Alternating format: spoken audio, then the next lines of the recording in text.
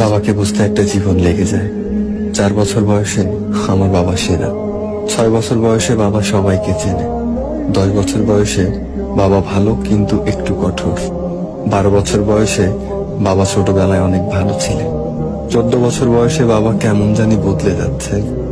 16 বছর বয়সে বাবা কিছুই বোঝে না। 18 বছর বয়সে বাবা দিন দিন আরো কঠোর হচ্ছে।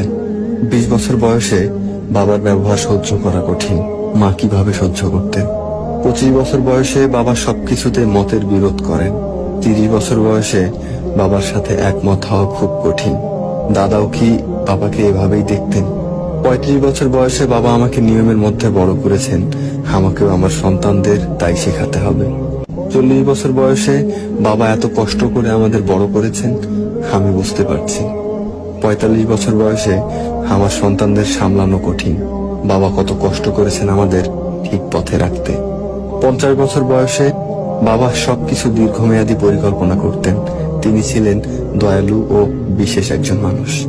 সত্যি আমার বাবা সেরা।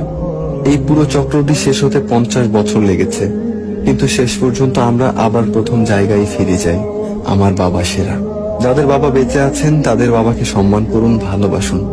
আর যাদের বাবা বেঁচে নেই, আল্লাহর কাছে দোয়া করুন যেন তিনি তাদের ক্ষমা করে দেন ও জান্নাত নসিব করেন।